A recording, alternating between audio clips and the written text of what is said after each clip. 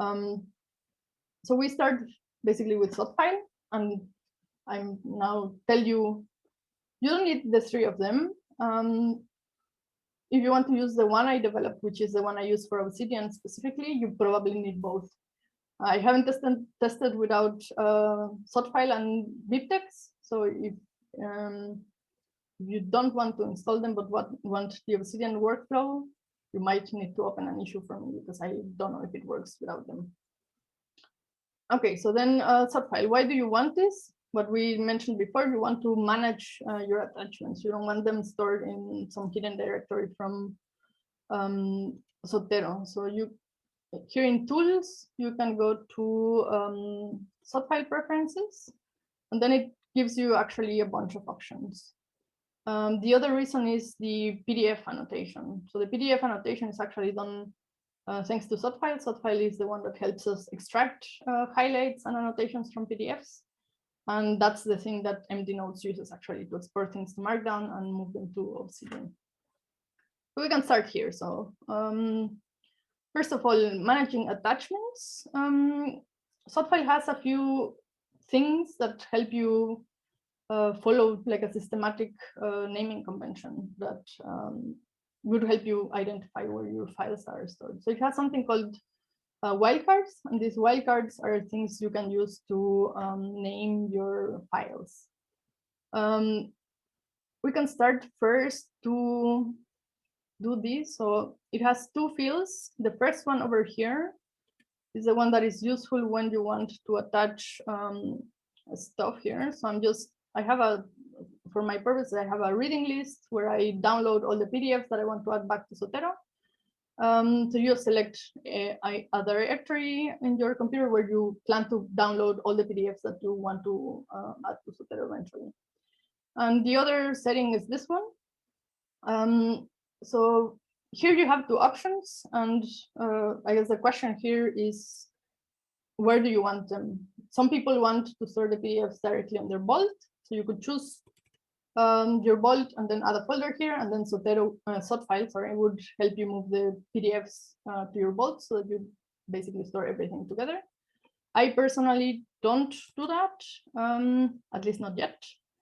So you could add this maybe PDF library, let's call it. Oh, sorry. Oh, yeah. So let's create this one, and let's open this. And now you have the option here to use some of these wildcards also to create subfolders if you want. I'm not going to go through the whole possibilities. The number of possibilities is too big. I actually don't remember what this W stands for. I think it might be the name of all the authors, but I'm not sure. But basically, this would mean that you add a folder for the name and then a subfolder for the year. So you basically have an author's publications in a single folder and then subfolders for the years where he has published multiple things. Personally, the one I use is author. For me, this is enough, and you will see why, because also when I go to the renaming rules, and I'm going to do something very briefly here. So let's choose the Hitchhiker's Guide. And now here I'm going to click on update. So this is the way the PDFs, for example, would be. Actually, let's do something different. Let's choose the one from Knowledge Graphs, because this one has a PDF and we can see how the renaming is affected. Yeah, so you basically can set up using also these wildcards in which way you want the PDF to be named. So right now I'm gonna leave it like this, which is author. So you're gonna get the first name. I am not a fan of underscores, so I just do dashes instead. And when I update this one, then you get, yeah, basically underscore, so that all your maybe title is all together. So now the other thing you can do is how to change how many, how the limiters between authors happen. And I don't want blanks on mine, for example. So let's say, let's do it like this. And here I can choose how many authors I want in the name of the file. I usually just use the first author. And then, yeah, this one won't matter for me because I don't have, I'm only using one, but if you have more, yeah, then you would get this, right? I'm gonna leave it actually like this because now I have the first author's last name, the year, and the short title of the file, let's say. Right. So now we still have this thing here. So now how do I do the renaming? You right click on this and you have, so these two menus are from Zotfile. You want to rename the attachment, so you do this, and basically now, yeah, okay. Yeah, now you see that the PDF is renamed the way we specified it. And when I click on show file, it is actually now on the path that we specified. So for example, if you selected a path that is in your Dropbox directory, then you would be effectively moving all the PDFs directly to Dropbox so that they are synced. So it's worth noting, I don't know if you can see this, but there is like a tiny link symbol in the PDF. And this means that the PDF is no longer stored in Zotero, but it's linked and it lives somewhere outside of the Zotero data directory. And yeah, so it's basically an external attachment, let's say. So this is not going to be synced if you have a Zotero account. Yeah, so this is basically renaming rules. We're going to revisit it a little bit later once we have set up BibTeX. Extracting PDF annotations. So that's the other thing you can do. I think you have already seen this in Bree's video, but we can do a small example here. So in this small example, let's just highlight something. So I can highlight this one and I can make a comment. So knowledge graphs are cool. So I'm already doing something sort of Obsidian related, and I'm already adding links to my annotations here, and we will see how to get them later on into Obsidian. You can also use, for example, other colors, just so that we have something later on for our example. And I'm just also going to highlight stuff randomly here. And the other thing you can do is add basically a note here that says definition or something like this. Let's do it tag style just in case. Definition, right? Okay. Actually, maybe let's add something but on a different page here so that we have a slightly different example. This one here, and maybe let's put here example. Something like this. And the other thing that I have for this is you can also, for example, I think the color is not very helpful, so let's change this to something you can see. Maybe green, which was the one we used also above.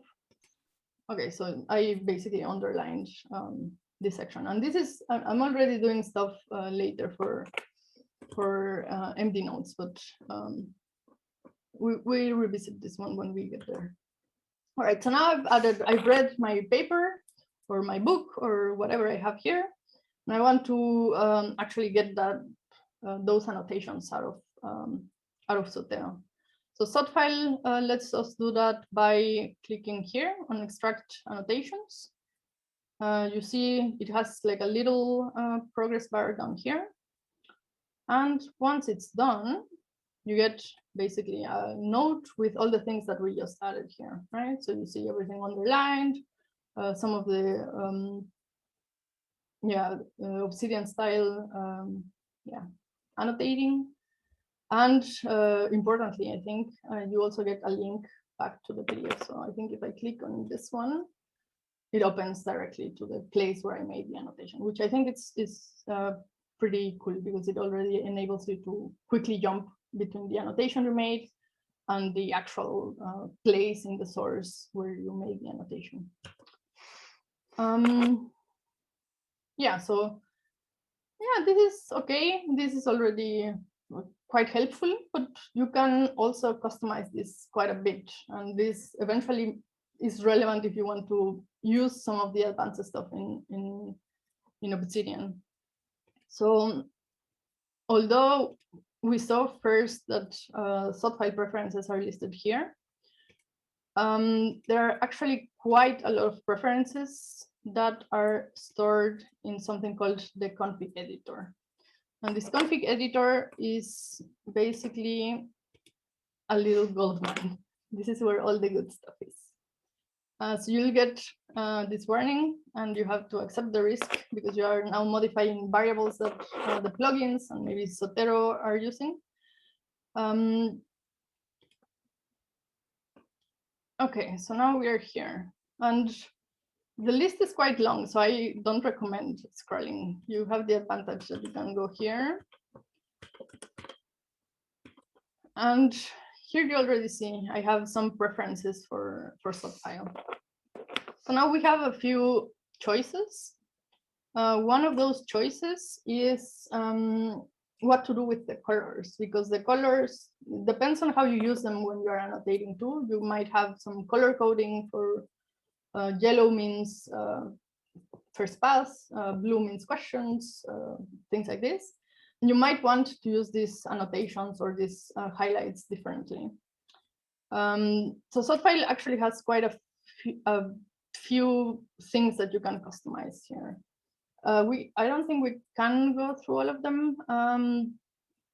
So I'm gonna do just a small set of demos. And I also honestly don't remember which one is which. So when I change mine, I usually just experiment until I get the desired outcome, and then I leave it and I let it be. So we want probably one or two of these. So I'm gonna first just set up one of them true.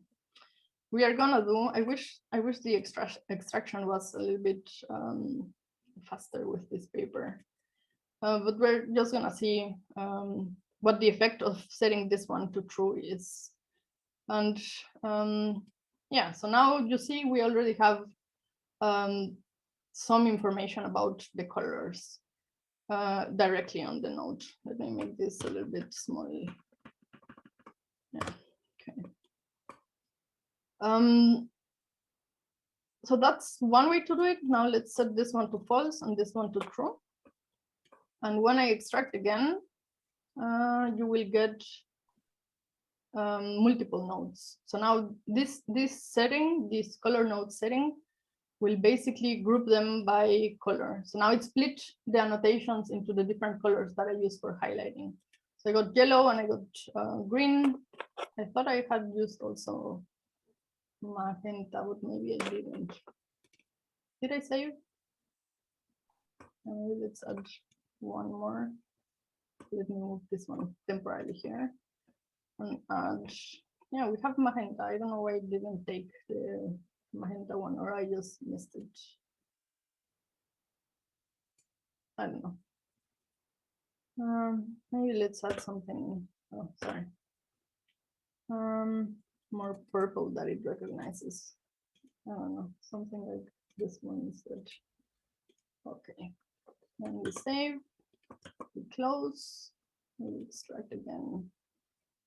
So this is also one caveat of using Zotfile to extract these things. You will see now in a minute when they are done. It doesn't really delete the old ones. You basically keep all the ones that you have available, which is, yeah, I don't know. It depends. It probably is meant for a different use case than mine. You maybe do several passes and you want to keep old annotations versus new annotations and then compare. Or on the first pass, you highlight in one color, but on the second, you highlight on a different color. So you want to keep all of them. I don't know. In any case, it seems it doesn't like my purple for some reason. So I'm just going to let it be. I'm going to delete, go ahead and delete all of them. Yeah, so I personally use this one that has the colors split. And now we can do a few things. So I think now we can edit how the annotations look. One thing we can do, for example, is remove these quotes that are a bit annoying and maybe add block quote instead. And add block quote. And the other thing that we can do, or that I do at least, is I remove the date from the title, because I don't want to be dealing with stale annotations, especially when I export stuff to Mdnotes. So now when I do this again, extract annotations. Yeah, and again, Kat's write-up has actually also quite a bit of detail about this, so you can also check some of her settings there.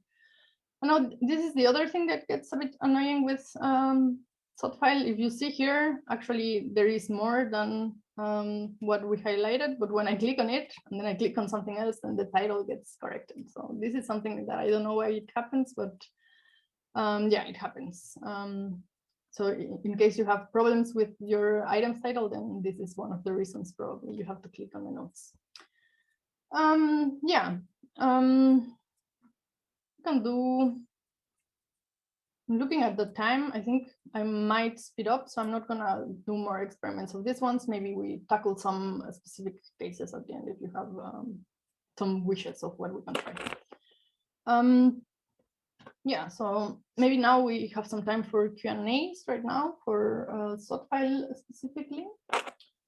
I think this one we already answered.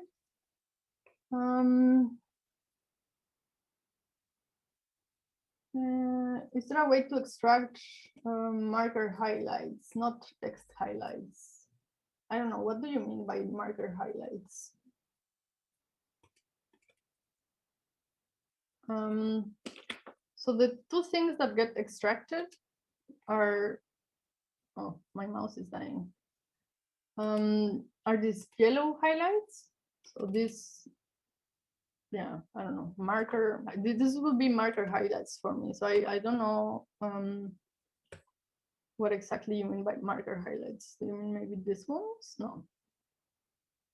Anyways, the two things that get extracted are this type of highlights, this type of nodes. When you add, there is another type of node that you can add, which is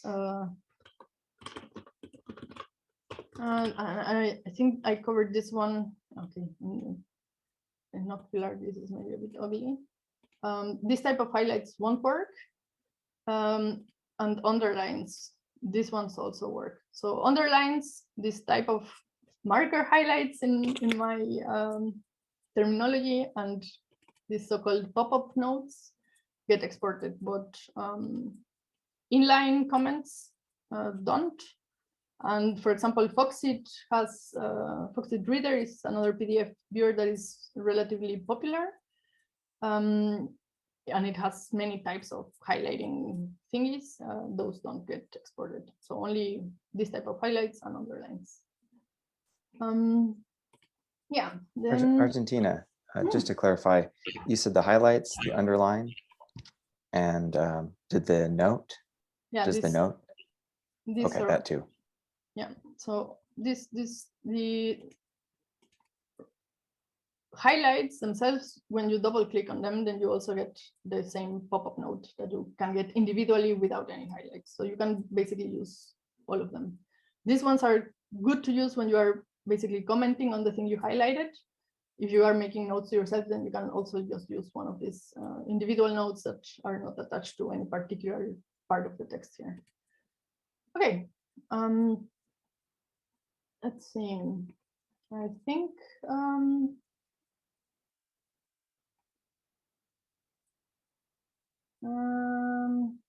clarification. Some PDF tools have custom markers which overlay on top of the text instead of marking text. Yeah, I don't think so. So this is something that I don't know very well. But PDFs can store information on different ways. So some of them store the information directly on the PDF. Then some other PDF viewers just store the PDF, they leave it alone, and then the annotations and markers get stored somewhere else. Those Zotfile has problems with, so it cannot recognize those types of things. And I think that's probably the case with Foxit on Linux, at least. I think Free has got it working on Windows. So it might, the best thing is just to give it a try and test. Yeah, okay. Yeah, then let's go to the next one, because I think the other ones that have here are more about Obsidian and citing in Obsidian. Maybe there's one here. I use Devonthink, and I use this as my data directory. And what about books on Kindle? How do I connect those? I don't think there is a way to get or to easily get books on Kindle in Zotero, but I also haven't checked, so it might be worth to take a look in the plugins directory of Zotero, so that you'll see if maybe there is something out there. For Devonthink, since I'm not using Mac, I don't know for sure, but I would say yes.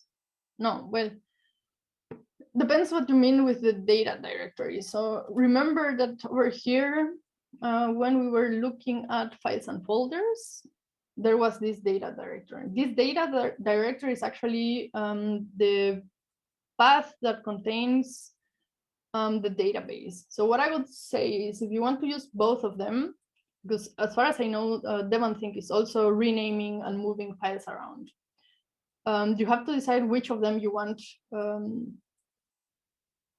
use for renaming and for moving. If you set not Zotero's directories, not the database, but if you set Zotfiles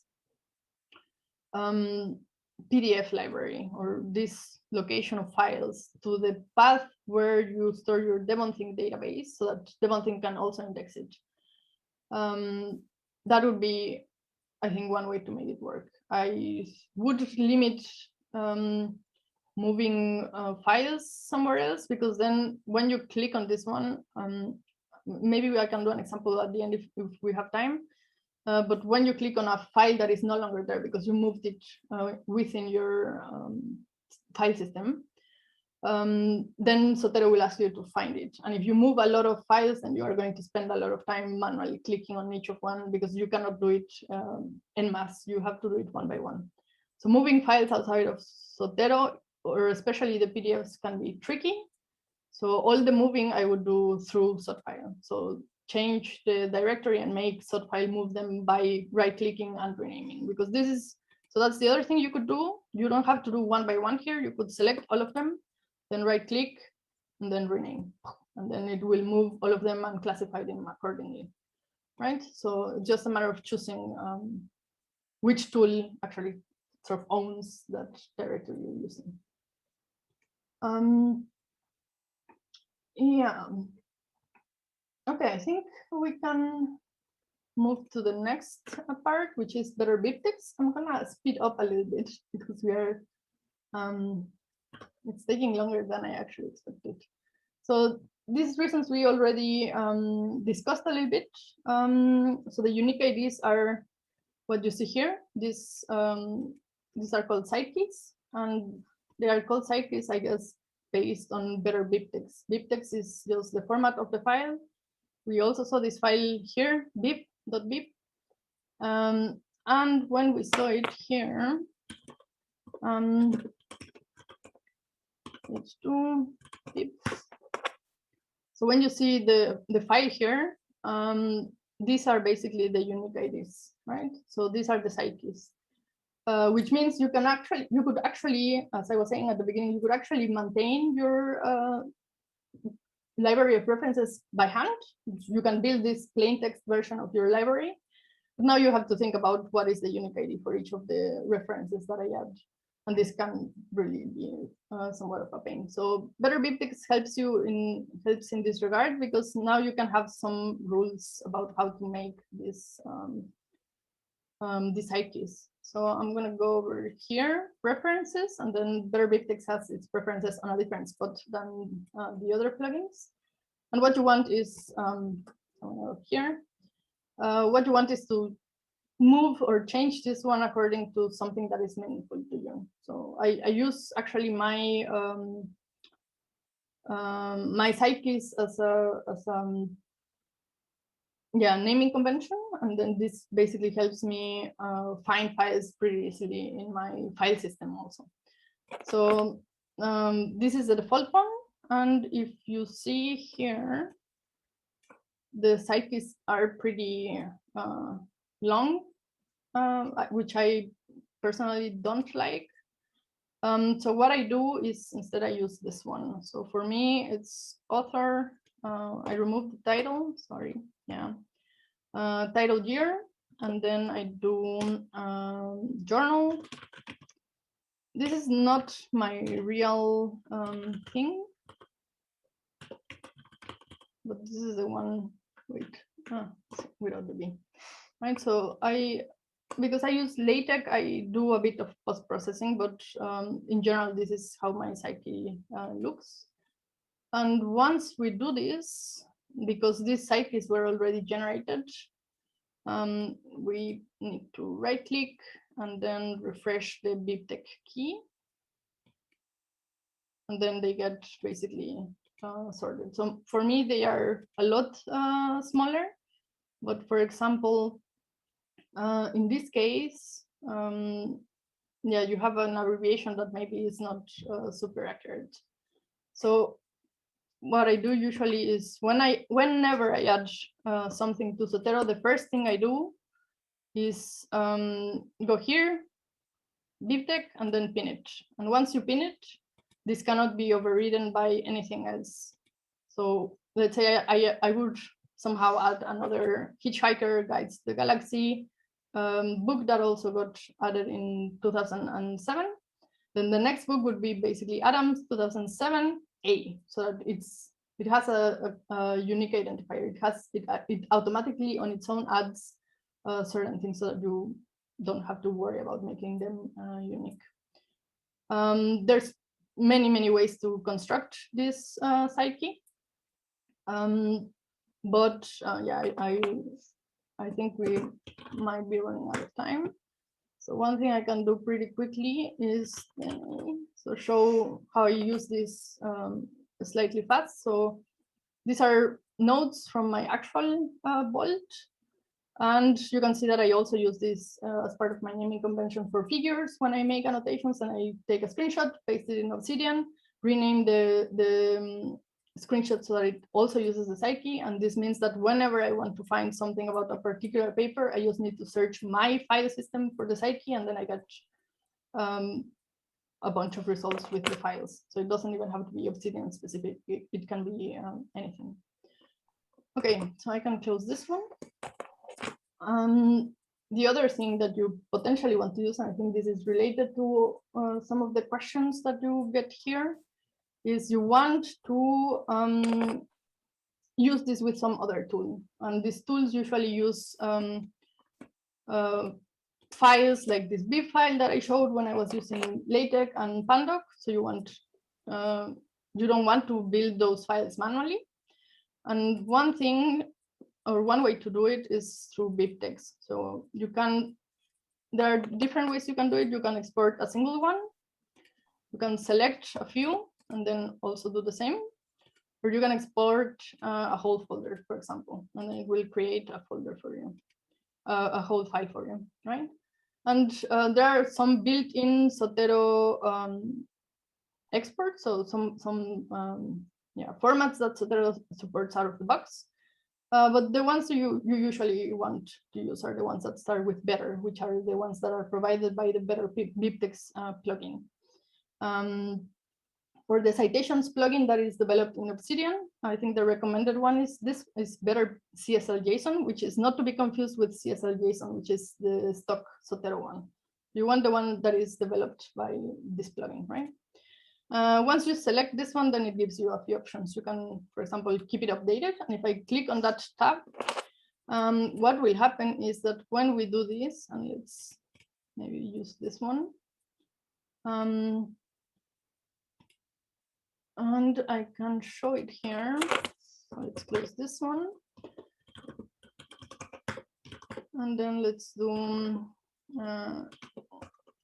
JSON. So don't worry, you don't have to use the command line, but this is just the easiest way for me to show it to you right now. So this is basically just a JSON file that contains all the things that we have right now in this folder.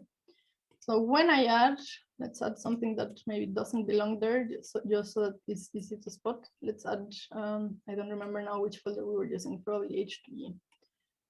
Yeah, so now I added Cortex to this one, right? I can verify by pressing Alt. And I don't know if I need to refresh. Maybe let's just close it and open it again. And now I'm gonna try to find Cortex. Oh, sorry, that is misspelled. Yeah, so you see it was added by Zotfile here on its own. So you don't have to manually build this extra files that you can use with other tools. So that's one thing. The other nice thing, in my opinion, at least, is that this provides you with a backup, a plain text backup of your library. And this also usually a nice way to share references with someone else if you don't want to share the PDFs because maybe they are there are certain restrictions about what you can share. You can still share the references. And if you have these JSON files or these bib files in your generated by Zotero or by any other reference manager, this is also something that you can do when you come here and import. If someone sent you a bib file, then you can import the whole set of references and store them directly in your reference manager, maybe for you to check out or I don't know, reuse in some way. Okay, good. Then the other nice thing that better BibTeX provides is also maybe answering some of the questions that we have already in the chat. So here in better BibTeX, you have also something called, where was it? Edit preferences per BibTeX, citation keys, and then you have quick copy here. So you can edit the way you cite. Do you remember at the beginning when we pressed edit and I was trying to copy unsuccessfully the citation? It was very unhelpful because it was just copying the number and I would have had to manually add these things. So if you're, for example, working with LaTeX or you're using Pandoc, which was the thing that we were using for Markdown, then Better BibTeX provides a way for you to copy this reference or this citation so that you can use it directly there.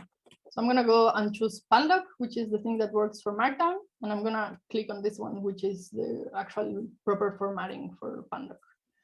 The other place where you have to edit this is then on how to actually use it, because if I click here, we still see the Zotero default ones. Right, so I have to come here, and probably this is why it wasn't working before. Here, so this is the quick copy menu, and this is where you define the style that you want to use when you are using this edit menu and copy. So if you see here, now that we edited the version that we want to use from Better BibTeX, it already sort of populated the Pandoc format here, and you can see it. I'm gonna choose this one, and just for the purposes of showing you that it changes, and I'm changing this to side keys only. And then when you see here, then it no longer has the Pandoc formatting, right? So you basically, when you configure Better BibTeX, it shows you here in the menu that you're choosing how it's actually going to look like. Right, so I'm just quickly gonna put it back to Pandoc and leave it there, and just make sure that it's there, close, super. Right, so now we can do a super quick demo, and let's say that I want to cite the knowledge graphs paper that I have here. It also shows up here, so I have Better BibTeX citation key, and then I would come here and maybe type on my Pandoc demo. 42 graphs, and then just copy paste. And you see it's already formatting the citation as we did before. And now if I were to run pandoc, for example, then the reference would get added because it's in the BibTeX file as well. Okay, cool. Then, sorry, I might be speeding a little bit. The other thing, so as I mentioned before, I use the site keys as part of my naming convention. So you can, so by installing better BibTeX, Zotfile also has some way to recognize this. And you can use one of the wildcards to rename your files according to the site key. So for example, for this one, if we alter super quickly in the renaming rules, we remove basically this one. Oh, press the wrong button. Zotfile, renaming rules. Okay. So this is the site key. Oh, sorry, missing the percentage sign. And when I show, okay, it's selected. So if I update, now you see that it is using my site key. So now I just need to add the dash and close, right? But this is still not renamed. So you also have to go ahead and do rename attachments. Then now it basically has prepended the site key. That is what I use, and this is the reason also why Mdnotes has this as a preference by default. Okay, so let's see, questions about better BibTeX or things related to citations. How do you cite in Obsidian from Zotero? In other words, can you briefly show the process? This would be what I just did. So you have to set up pandoc as your quick cite key copy, and then you can basically copy paste. This would be one way. The other way would be to use the citations plugin. So here you have to give the full path to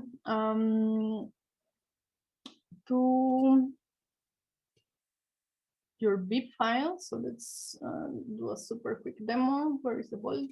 Here. So this is what I would do. I would come here and do properties.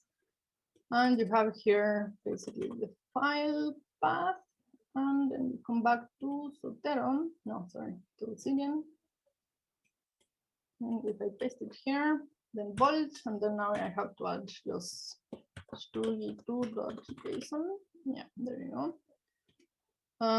So it already recognizes that I have these 6 references, and then you can just use the command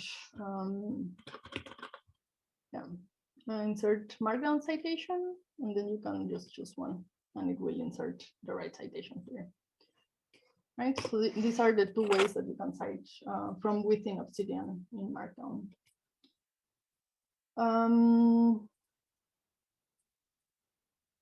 Let's see, Markdown export. Yeah, so I just showed this one, how to process, how to combine this with the citation plugin. So that's the whole exporting to JSON, then adding to your path, and then you should be able to use the commands that are there. Let's see, what else? When annotations are, this is later. Here, this one. So how can we link the site key in author-year format to a markdown page about the paper? This format does not create an Obsidian link.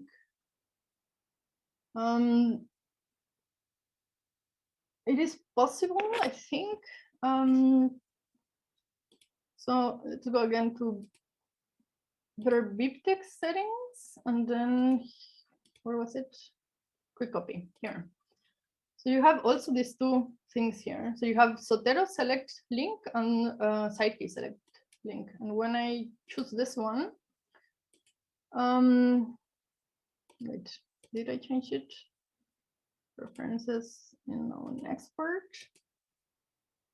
Yeah, okay. So now I have the right one. And if I copy and then come here and paste, it's basically pastes a Zotero link. So if you have set up the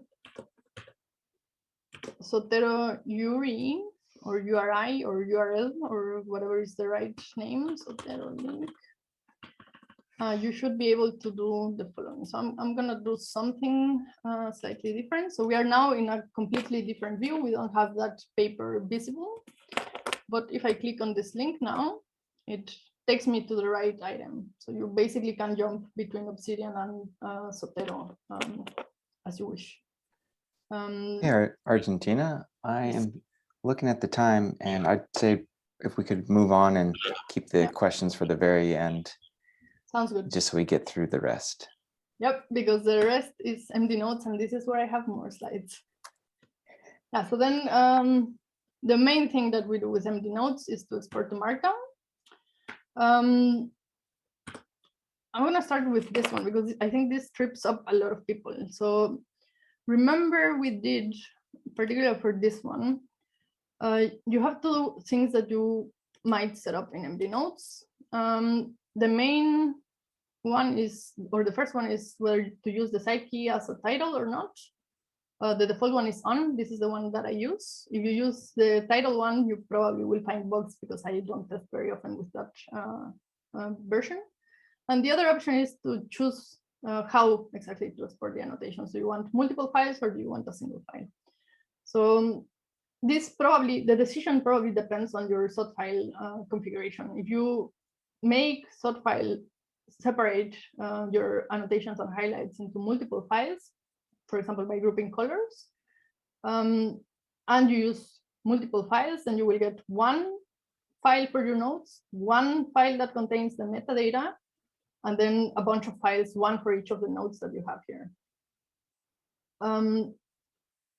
If you select a single file, then you will get just one file, and then in this order, it will basically go something for your notes, metadata, one, so all the notes one by one. So it really depends on how many files you want. I think people here have multiple opinions. I personally use the one you see here. In the end, what you choose depends maybe on how you use your notes, right? So this I leave basically up to you. I might not do an example on this just because we are a bit constrained on time, and I think it's more interesting to see the hard part that maybe is about configuring the templates. So I'm gonna just move forward, okay? Which is what trips people. So I'm first gonna choose now here the vault. I'm gonna create a folder, Zotero. I'm gonna open, and I'm gonna leave now for now this blank because we want to use the default templates. So again, it depends on what you are exporting, which template gets used. If you right click and do Mdnotes, so this default one basically has three options. Export to Markdown means you are exporting the metadata or the note. So right clicking and having the item, so the parent over here selected means you are exporting the metadata, and this won't ask you anything. You just want this to be done automatically.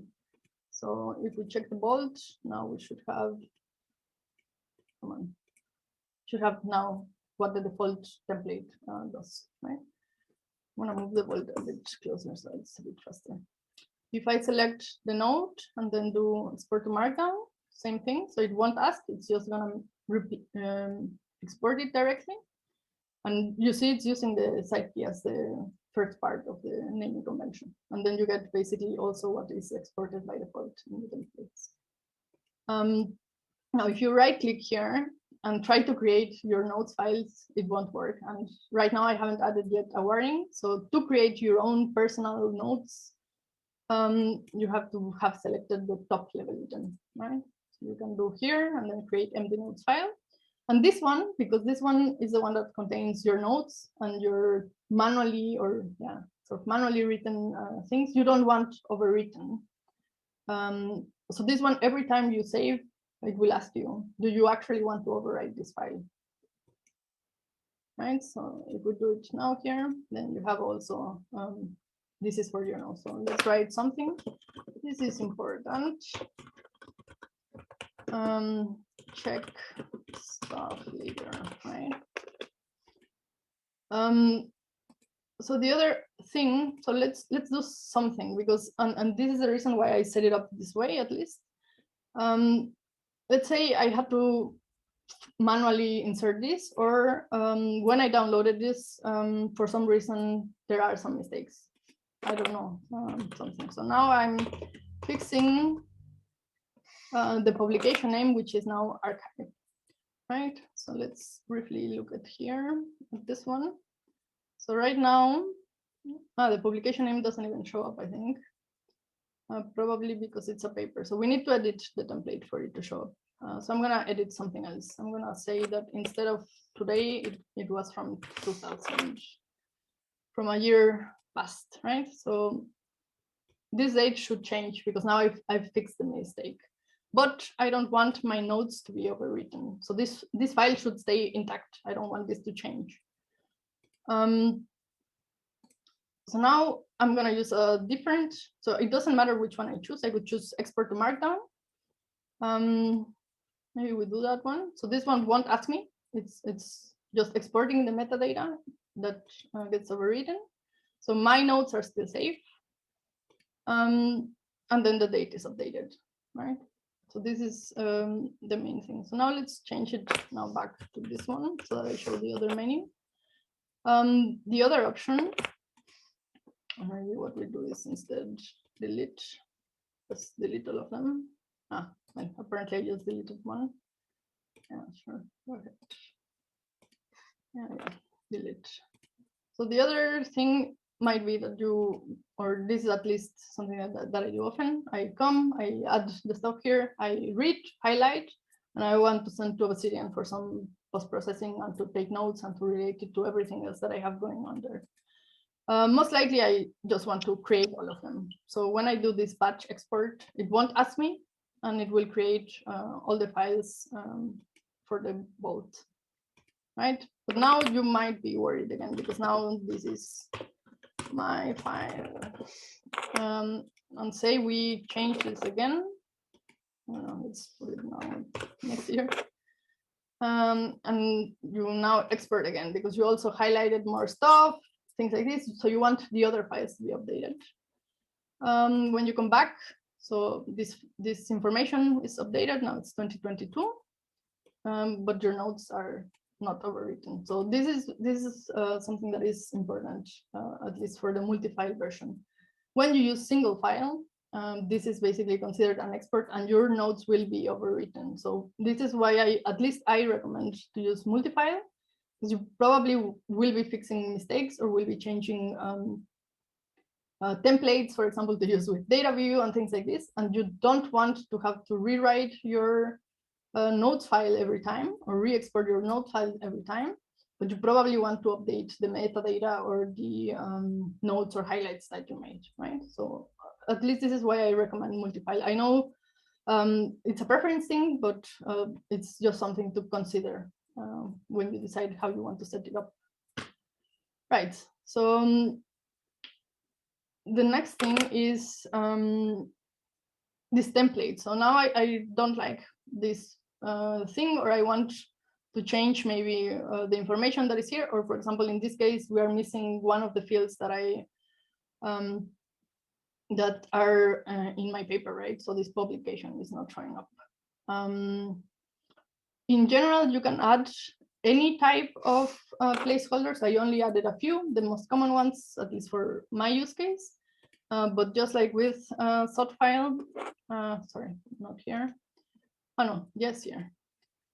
Just like with Zotfile, you need to go to the advanced preferences, the config editor, and then you filter by Mdnotes placeholders.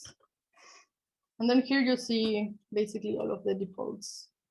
So this basically lets you customize how your templates look and what information you add and how things are formatted. So I'm gonna quickly go to this part, because I think this is the thing that maybe makes it scary and confusing. right? So you have, we are already here, and this is the way these templates. So the template itself has, I actually have them open somewhere. Yeah. I have a gist. I'll close this one. I have a gist with the default templates here. So for example, if we look at the Mdnotes template, it has already some yeah, placeholders that you want to use and you probably want to customize. And you can add any type. So let's say, for example, that this publication thing that I wanted to add was not there. So you right click on this one, new, and they are of type string. And now you have to basically follow this naming convention that is here. So, oh, sorry, extensions and the nodes, placeholders, and then publication title is the name. And now you want to edit something. So now let's just do, for now, oh, sorry. Let's just do quickly content. Because these ones are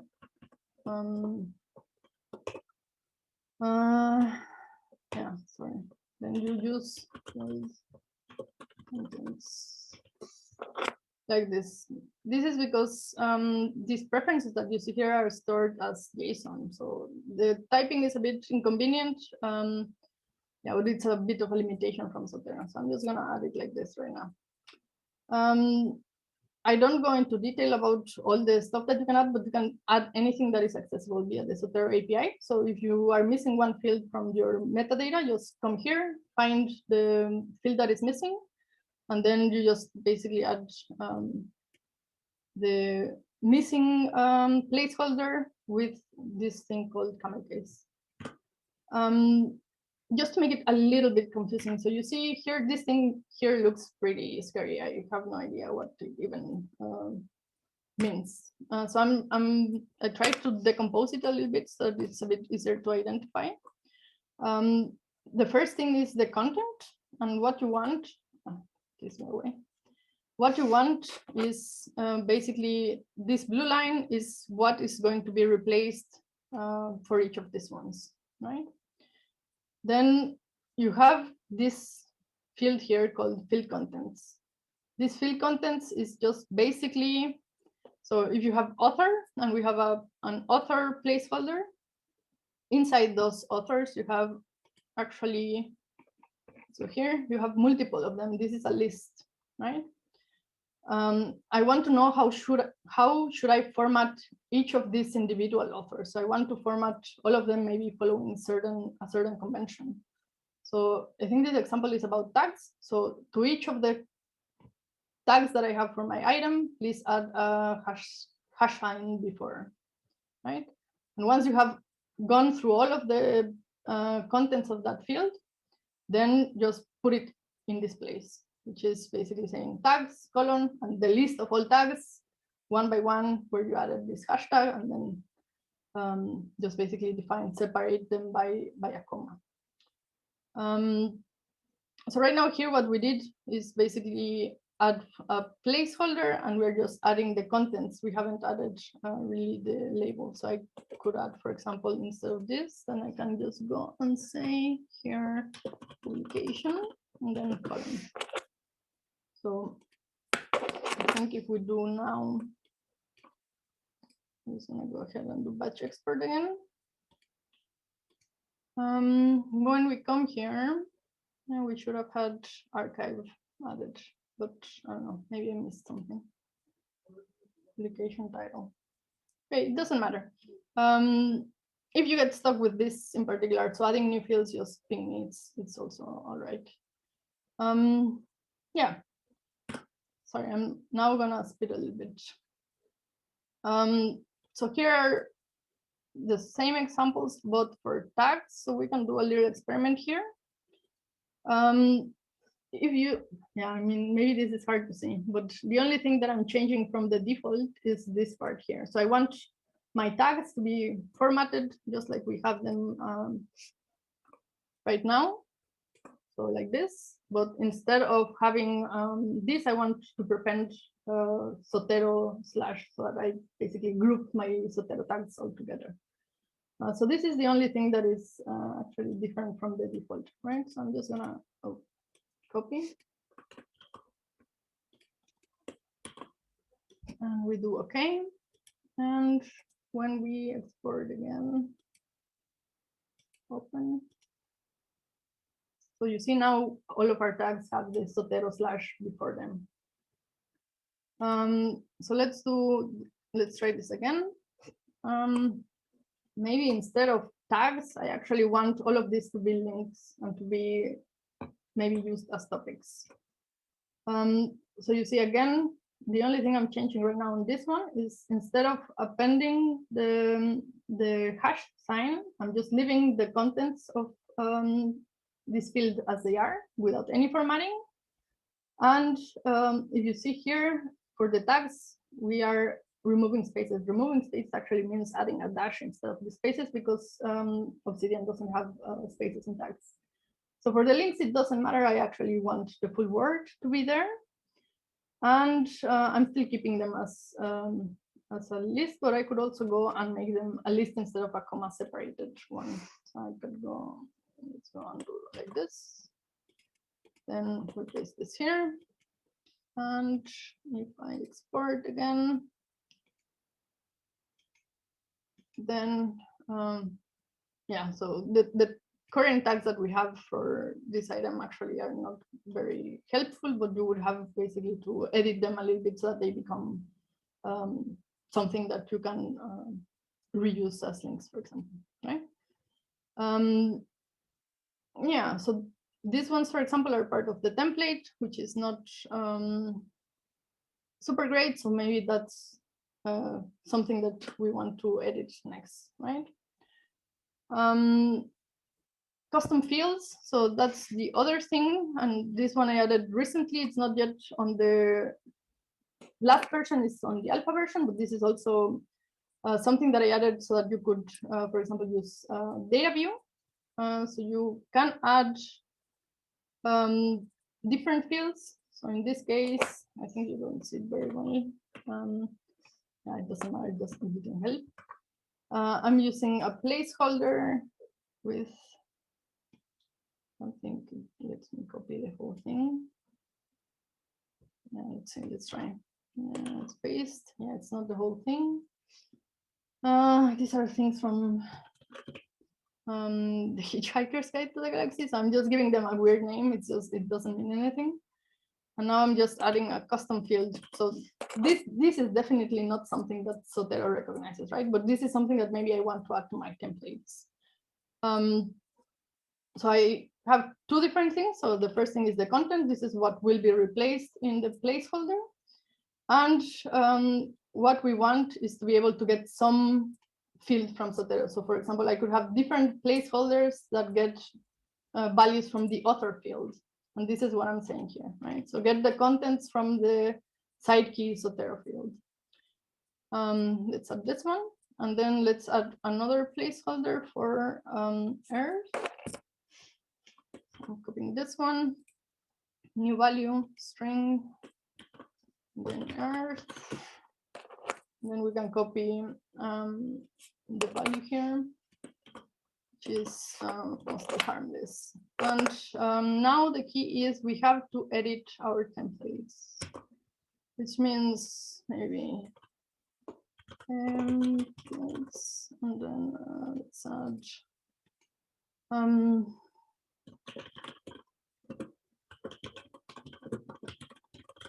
so right now, at least, the templates that we were talking about here need to be named exactly like this. Later on, maybe I can add some flexibility so that you can have custom names for your templates and maybe even multiple templates. So, but for now, yeah, you have to basically name them like this. All right, so the Mdnotes template is here. I can just come to this place and select my file, my folder where I've stored them. And just for the purposes of the demo, let's just copy from the original. Oh, sorry, I have to paste like this. And let's maybe remove. I don't want to have these files here, which is slightly different. And then let's add our new placeholders that we just added, which is the Selamin and let's do Earth. And then let's do something different. A new placeholder, right? So what will happen now, I hope, is that when because now I'm using the Mdnotes template. So now this means I want to replace this with a different structure. It will ask me if I want to replace it. I will have to say yes. And when I come here to my template, the contents that we added are here, right? So here, when I didn't add a definition for my field content, like for example, you have here. So I didn't add this part, right? But this is the default. And what this means is that it creates the field automatically. So it gets a label from the placeholder that you defined, which was, in our case, we defined a placeholder for Earth, which is this. And then the content is basically what we have here. So I have a couple of examples from CAT, but also because of time, I'm not going to go through them, but you can go through them in the forum post. And Argentina, if it's okay with you, are you thinking about 5 more minutes just to set everyone's expectations? Yeah, so I'm on my last slide. The next is just going through questions. So we can Wonderful. do that pretty quickly. So just basically to summarize without showing it specifically for the data view post, what you did was just like we did right now with Earth and with BibTeX. You just add a new placeholder here, which was YAML, and I don't know, for example, collections. And these YAML collections then would get posted here according to your desired format, so that you can basically reuse them in data view, basically. Yeah, so I think I had to speed a bit through that last part. So I hope, yeah, I hope most of you got at least a few nuggets here and there. But now we can go definitely to questions. So if you want, Nick, maybe you can choose the ones that you think are more, yeah, important or useful for in general. It's a good question. If there are any that really pop out here.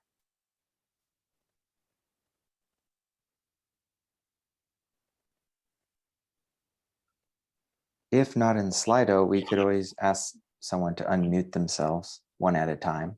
Yeah, that would also work.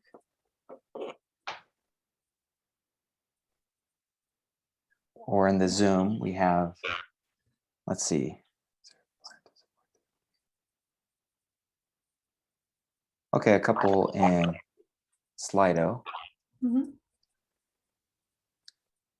Is there a plan to support the upcoming Zotero built-in PDF viewer? Yes, there is a plan to do that. It's a bit different. I did have a plan to show the beta here. For now, just keep in mind that the Zotero beta, so the PDF annotator in the Zotero beta has a few limitations. You don't have as many options for highlighting and annotating. And the annotations are not saved in the PDF directly. So you have to export the PDF with the annotations if you want to keep them. But yeah, I do have plans to support it. It's just a matter of when I have a little bit less of work. Maybe. And there's one in the Zoom comments, and maybe this could be the, I don't know, like second to last, depending on how the other ones are. But we have a question. Sorry for the feedback. I'm not sure where that's. But can we see more examples of templates to get a sense of how flexible it is? Sure. I was partially prepared for this. I imagine this could be one question that was asked. So one thing I did, and I can share this link with everyone else, is to upload my templates here. So for example, I can copy my Mdnotes template, which is quite different from the default one. So I actually do slightly different. I use here a few wildcards. So directly the title, the wildcard is something that you want. It doesn't work like we did with this earth placeholder. Placeholders, if they are empty, they will be removed and they won't show up in your template. If you use placeholders, placeholders will stay there. So you want to use wildcards only when you are certain that this is something that will show up. So for example, the title, everything has a title, everything usually has an author too. So wildcards are pretty safe like this. So this is basically my template. I already added a few links of the types of notes that I use. And here you see I embed also my metadata, my annotations from the separate metadata expert, and add some spots for me to add comments, questions, save my figures, and so forth. I can also add the template for, I think it's Zotero note template. I don't have to add this.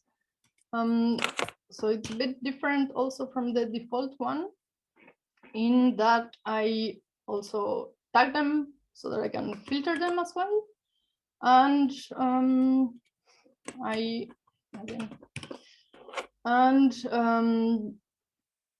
yeah, I add some lines, some tags that I use, and basically link them back to my main file. So if we do now this again and do batch export, now I have to also replace my Mdnotes file so that the new formatting is applied, save and replace. Then I click here. So now you have basically my formatting, right? So you see wildcards were replaced with the side key. If I, oh, sorry, I pressed the wrong one. If I go to preview mode, then you see already the embedded annotations from the metadata file. So this, when I go to the metadata file, then you have the annotations listed also maybe a bit differently than in the default template. I don't remember, I'm not sure. Yeah, and I think this is because we changed it. I don't usually link tags like this, and I don't have tags like this. And I'm also missing the collections, but yeah, this is a bit different. So I think customizing the templates is usually the way to go when you need specific things, or maybe a specific formatting for the stuff you want to use the notes for.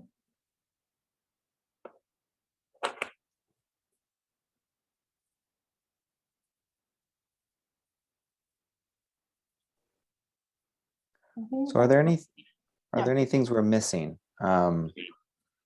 Final things that you'd like? Well, before we get into your final thoughts, Argentina, are we missing any final question? That's really.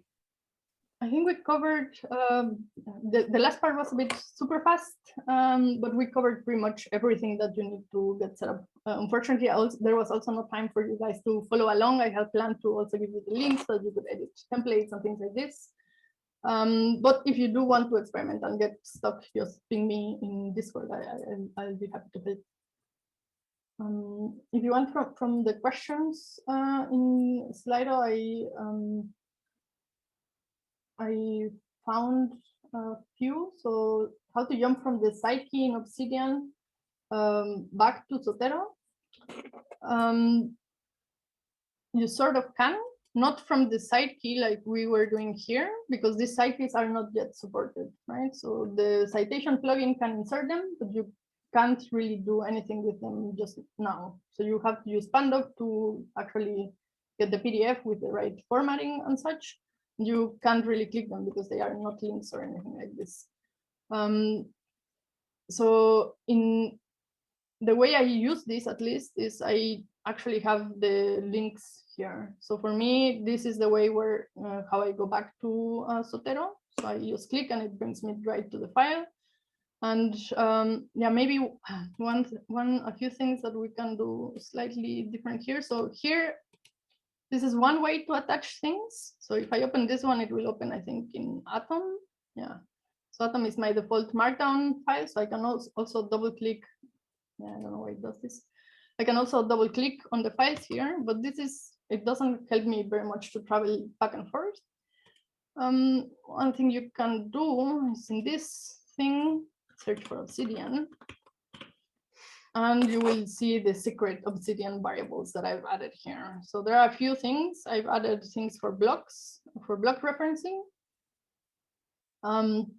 And I also added this attached to Obsidian URI. So you can also get a link with the Obsidian URI so that the node opens directly on your on your Vault.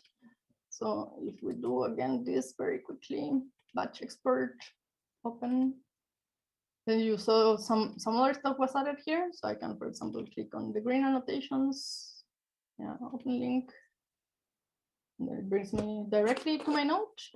And if you see here, I already added also the possibility to use block references, so that, for example, if you are typing your questions here, so we're now in Hogan, and we want to maybe do some extra annotation of our annotations, and you can basically type stuff here, right?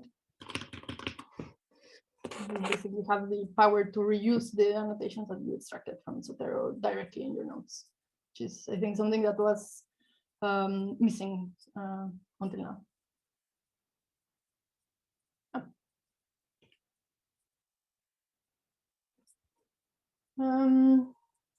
Yeah, I think the other question I can answer maybe is the upcoming workflow. So will the workflow change? Yes, a little bit, because you won't have the annotations directly in the PDF. Most likely what will happen is that you export directly from the item. I still haven't really decided how the formatting will look. There is a discussion open in the Mdnotes repo if you have requests about how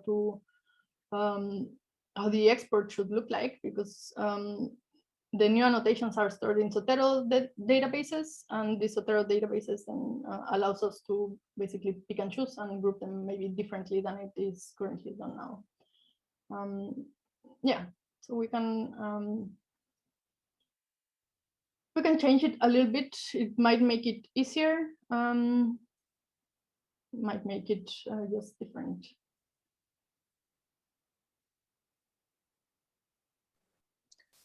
I'm thinking, unless there's anything else that you're dying to get at, Argentina, that we could wrap this up and keep some of the questions on the side. Yeah. Before I turn it back over to you, I just want to say, like, how thankful and grateful I think we are as a community to have you, because this is so comprehensive, and to be able to see everything that is possible and how you can work on these technical details and allow that to work for you, I think is quite priceless. So, I just want to, everyone here, give that round of applause, that virtual round of applause, because that's really great that you could do this and just power on too. I mean, it's just so you know, when you're presenting on Zoom and you have a bunch of faces staring at you, or their screens are off, that's a lot of energy that's like being taken from you. And for Argentina to go for 2 hours, I mean, this is really impressive. So I just want to say, I'm really impressed by your graciousness and energy to go this long and give us so much information. So thank you. Happy to help. I hope this in the end is useful for everyone, gives maybe a little bit of an idea of how to go about setting things up. I know there are some things that look a bit scary, but don't be afraid to ask for help. I think it's not only me, there's quite a few people in the community that are super helpful, and someone already has the answer probably. Yeah, and basically if you get stuck, just let me know, and I will be happy to help you debug or set up things. Are there any links that we should mention? Obviously, there's the Obsidian forum, there's the Obsidian Discord chat. Yeah. I guess the community meta topics. So I really like what we are doing here. It's pretty awesome to get to see and get help from other people that know about different areas of expertise that you have, for example. Yeah, and if you have issues, ideas, suggestions about the Zotero workflow, feel free to add issues or discussions in the GitHub repository. That would be great. Okay. Anything I'm missing? Anything we're missing? I think not. I think it was pretty comprehensive, and I think we probably covered all the questions that we have also in Slido, at least from what I can tell. Okay. Well, there's always more that come up, but as everyone knows, now we can go to the forum, the chat, and keep the conversation going. So again, thank you, Argentina. This is great. I'm going to close it down, everyone. Okay.